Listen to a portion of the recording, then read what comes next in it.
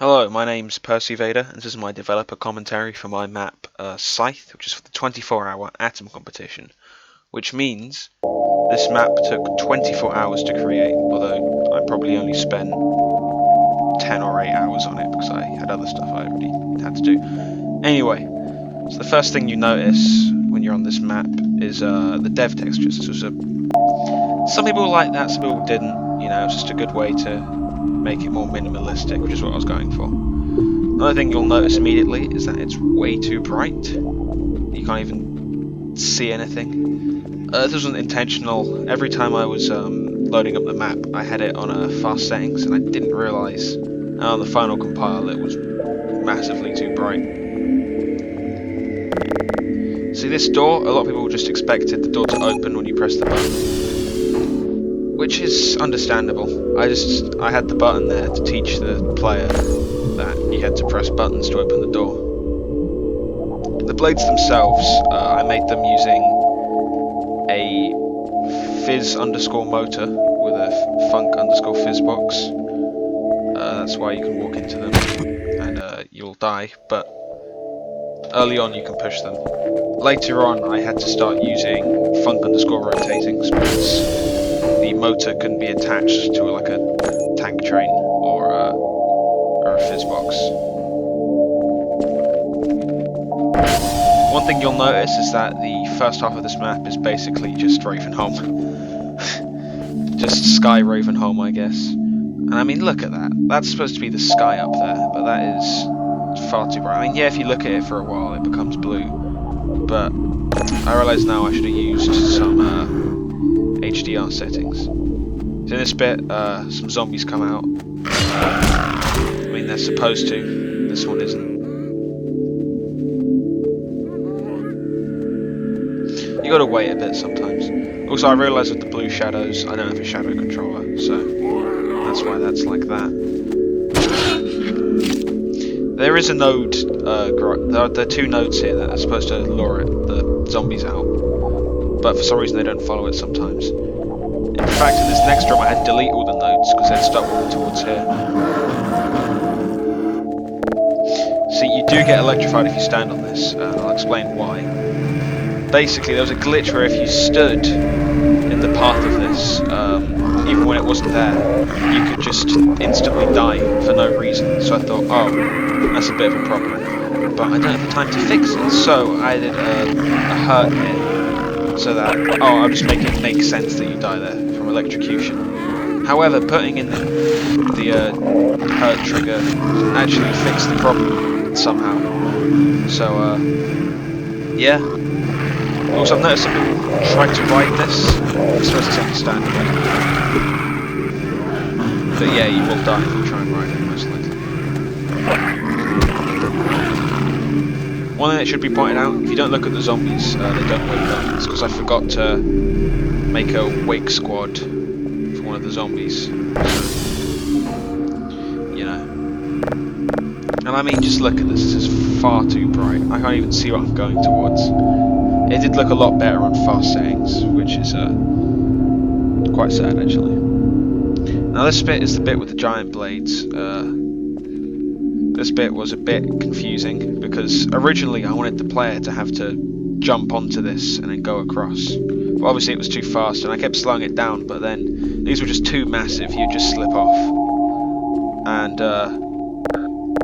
because I thought they looked cool, I didn't change them, and plus I'd already done too much to actually change the size.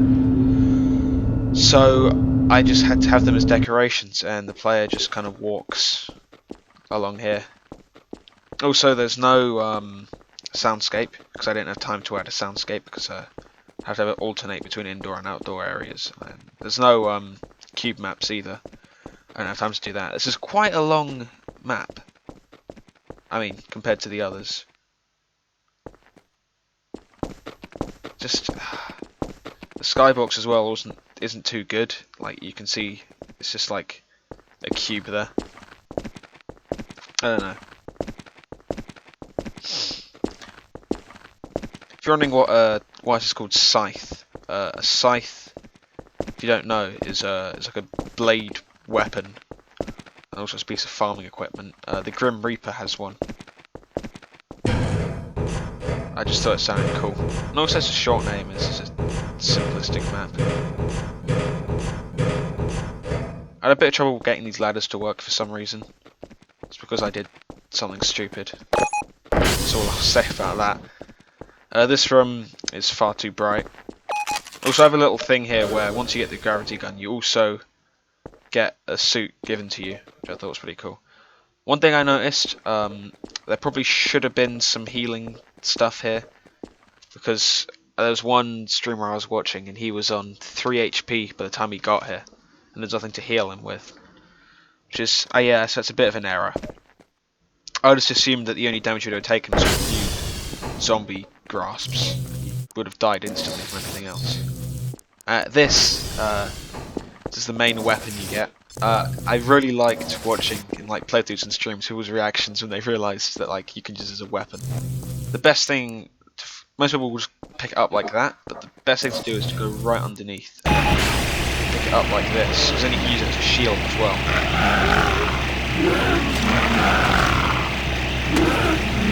Once again, that's supposed to be the sky up there. Also keep in mind this the weapon can hit. So yeah, you'll notice there's one pulse rifle soldier here. That probably wasn't the best idea because he can do a massive amount of damage very quickly. Another thing you'll notice is that even though I died in that room, the autosave is still here. That probably wasn't a good idea in the long run. And there's a lot that annoyed quite a few people because they had to go through this room countless times.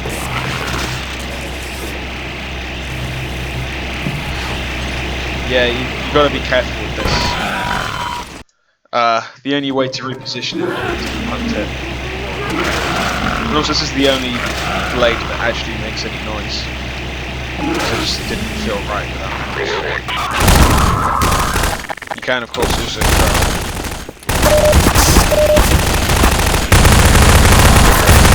So originally I didn't want the player to be able to take it any further than here. However, you can still get it through this door, and everyone realised that. And a lot of people, including me when I was playtesting it, took it further than this room. Just because, like, why wouldn't you? It's the best goddamn weapon. So this door only unlocks once you kill it as well. I remember making this corridor specifically, just because I was watching a Scythe video while I was doing this. I don't know why I remember it, just sticks out.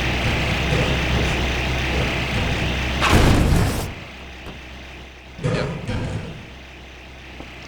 Once again, it's way too bright up here. Also, the lift has a little blade on top that actually does spin, but then you don't see that. Oh, fuck.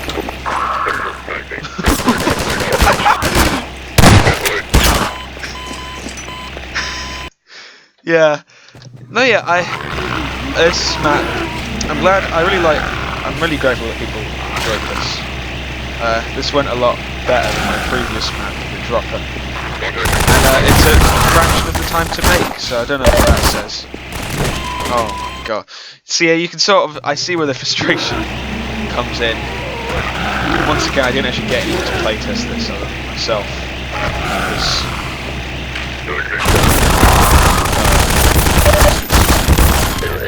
Wow, I really suck. I think this is a really successful contest.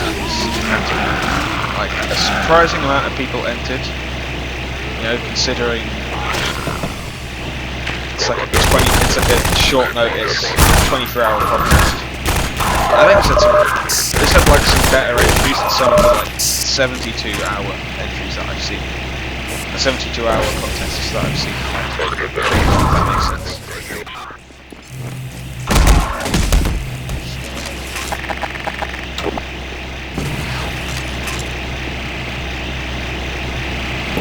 Though I can understand if you didn't like this. Dev textures, like, you either love them or you hate them.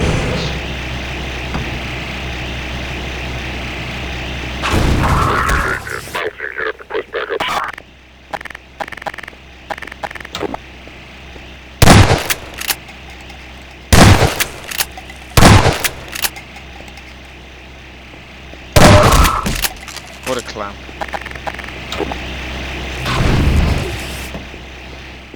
This is the area from earlier. I watched one guy, he jumped in here for some reason, and died.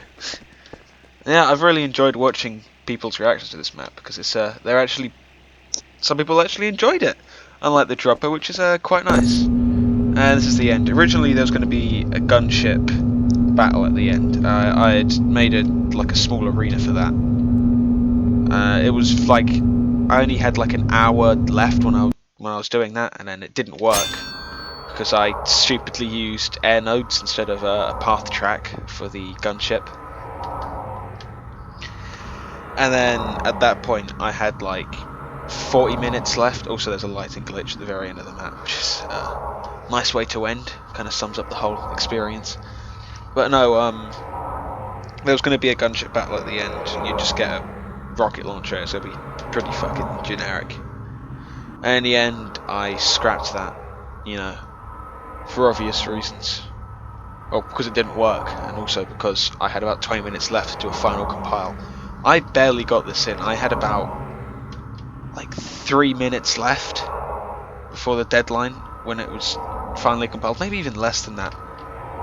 But overall, it was very fun to make, and it gave me an excuse to do some mapping. And I learnt a lot. I'd never used tank trains or like motors or rotating objects in a map before, you know. So I learnt a lot. I also had every map I've ever made has had a large like door open to have 4 combined soldiers behind it, and that'll be a trend I'll continue forever, I think. Another thing I want to say is that I use a lot of zombies, so I think zombies, I don't want to say they're underused, but I think they're sort of misused often in maps. Like people will put them in as just like filler enemies that you can just kill with a shotgun in like a second. But I think they can be quite challenging, you know, when like you have no or few weapons. You know, I just think it's quite interesting to do. So yeah, that's Scythe. Even in the screenshot, it's way too bright.